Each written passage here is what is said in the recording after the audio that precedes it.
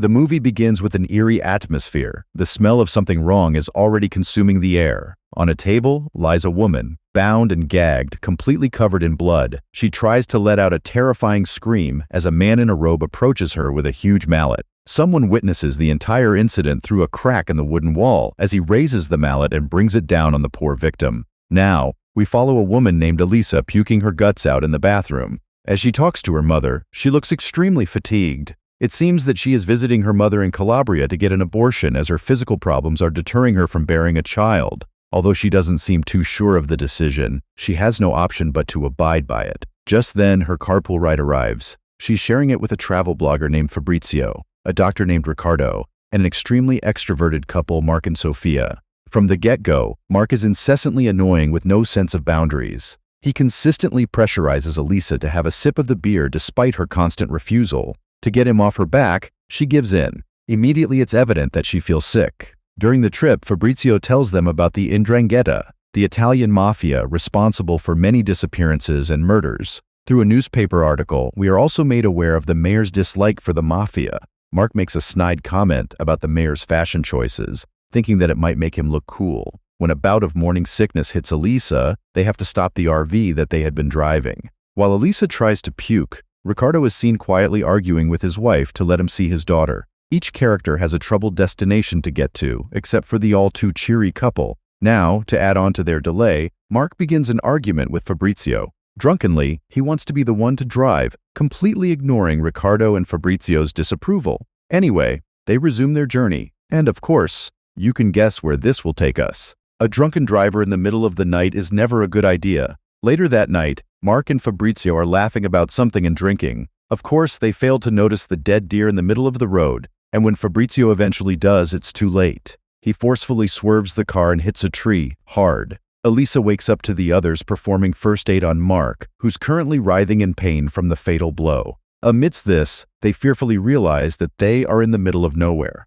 They are in a ground forest surrounding the perimeter, with a singular cabin in the middle. When they proceed to knock on the door, there's no response. Thankfully, they don't pry much. Afterwards, Fabrizio and Ricardo go to search for a way out through the dense forest, but not before blaming Mark for this unplanned situation. As they are walking, Fabrizio tries to strike up a conversation to get to know Ricardo better, but is quickly shot down. They come across a horrifying situation that hammers home the fact that they are in big trouble. There are humongous scarecrows with severed heads of pigs. Fabrizio quickly urges them to turn around and return to their vehicle, as the blood still seems fresh. Meanwhile, in the RV, Sofia and Elisa are bonding. Of course, the cell phones have no service. Suddenly, Elisa notices that the door to the cabin is opened, so they make their way towards it to check it out, leaving the injured Mark in the van. Inside, Elisa seems fascinated by a deer's head. The entire setup is reminiscent of the very first scene of the movie, indicating that something really bad is about to happen to them.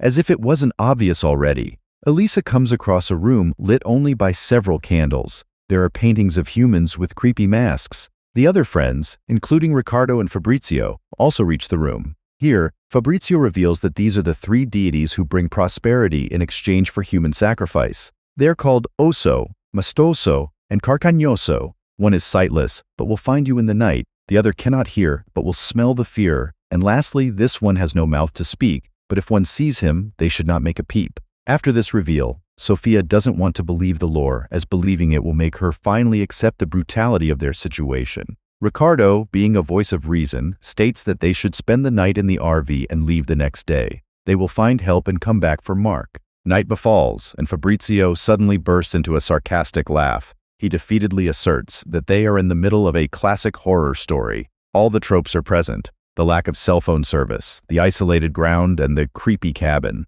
Everything points to their frightful conclusion.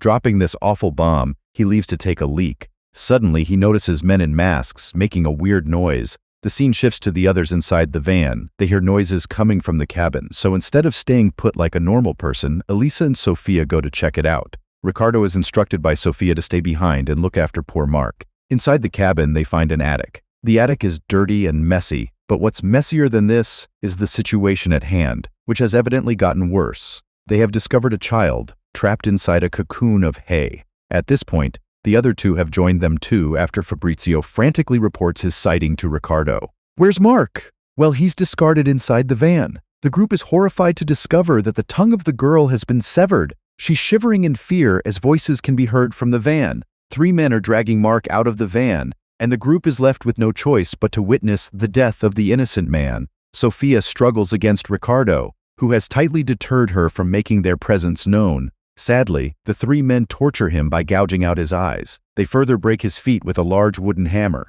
Then they drag his corpse outside to dispose of it. As the rest of the group sit there frozen in fear, they wait for dawn to leave the forest. Elisa insists on taking the girl whose name we later come to know as Kiara with them too.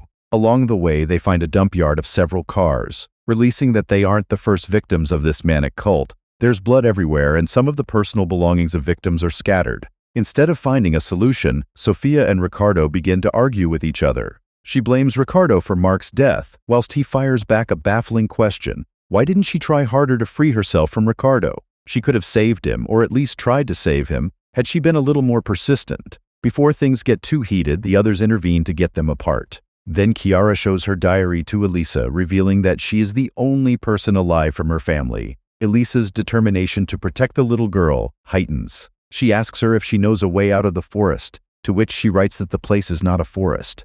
Before Kiara can explain what she means, they hear a sound similar to sirens and decide to escape. They walk through the forest and reach a clearing.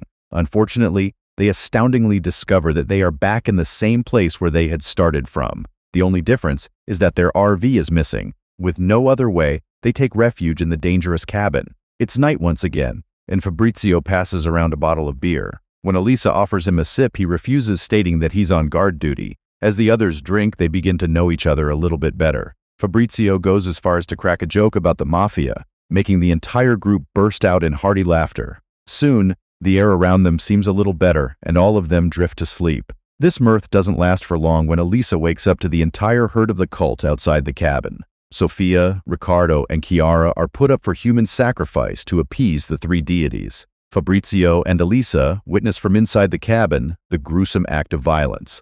3 men who are the representative of Osso, Mastoso, and Carcagnoso begin the ritual. They sever Sofia's eyes and Ricardo's ears and place them on the giant scarecrow. They begin to ring tiny bells, while one of the men pulls the head of the scarecrow upwards. Along with the ringing, they also make the strange noise we have seen earlier during Fabrizio's encounter with the men in the forest. In a final act of the ritual, they slash the throats of Ricardo and Sofia as Fabrizio comforts a grieving Elisa. Suddenly, Elisa is hit with the realization that it is almost bizarre that she had not woken up from her sleep at all. She smells the beer bottle and confronts Fabrizio, asking why he didn't drink it earlier. Fabrizio feigns innocence and pleads with her to stop the game of suspicion. He makes the mistake of hugging her, which reveals his hidden earpiece. A voice is commanding him to bring Elisa under the deer. The curtain drops to show the real culprit in this act. Realizing that his farce has been revealed, he orders the masked men to take her away. Elisa wakes up, bloodied and bound in a wheelchair.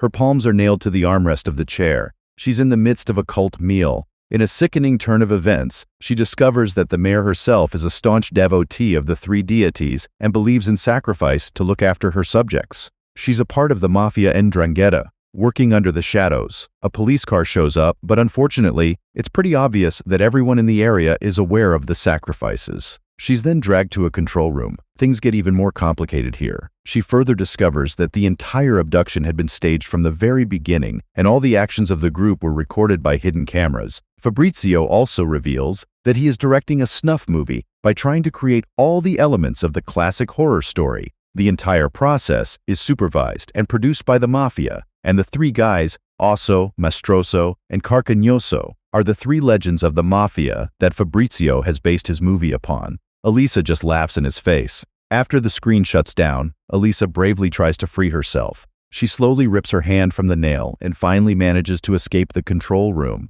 Fatigued and pained, she wanders through the camp of the production team. Here, in another twist of events, she finds out that Kiara is still alive and is Fabrizio's sister. She was just playing her part in the movie and nothing else. Angered, she grabs a shotgun and wears the mask. When Kiara dresses up for her part and tries to leave the van, Elisa displays no hesitation and shoots her. She is instantly killed off. Fabrizio, now afraid of what's to come for him, carefully moves forward. Seeing that Elisa's gun has been jammed, he quickly runs towards her, but thankfully she's quick to mend and fires at him. He lets out a cry of pain while clutching his injured leg. Fabrizio wails and curses at her as Elisa plunges the barrel of the gun in his mouth and shoots him. Fabrizio finally meets his rightful end. This entire scene is captured by a camera, giving the snuff movie a perfect ending. Afterwards, Elisa tiredly but triumphantly finds her way out, reaching a beach. As the people around her record the woman, she takes a long swim in the sea. In a post-credit scene, a Bloodflix user sees the consensus evaluating the movie badly, so he tries to watch it too. After playing the movie for a bit, he presses the dislike button.